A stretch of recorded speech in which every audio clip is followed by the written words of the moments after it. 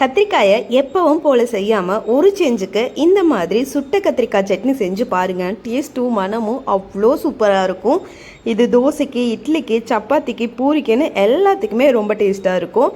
வாங்க எப்படி செய்யறதுன்னு பார்க்கலாம். இதுக்கு நான் 1/2 கிலோ கத்திரிக்காயை இந்த மாதிரி சுட்டு பச்சை தண்ணியில் போட்டு நல்லா வாஷ் பண்ணிங்கன்னா இந்த அளவுக்கு தொல்லி நல்லா உறிஞ்சிரும். இந்த அளவுக்கு உறிஞ்சதுக்கப்புறம் அதை சின்ன சின்ன பீசஸாக கட் பண்ணி எடுத்து வச்சுக்கோங்க.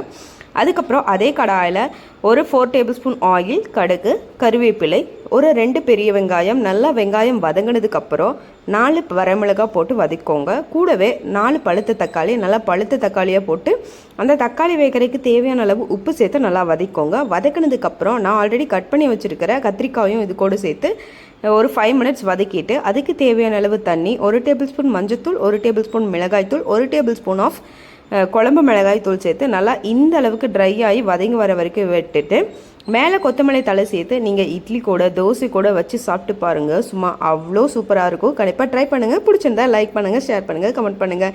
இந்த மாதிரி ரெசிபீஸ்க்கு நம்ம பேஜை ஃபாலோ பண்ணிக்கோங்க. தேங்க்ஸ் ஃபார் வாட்சிங்.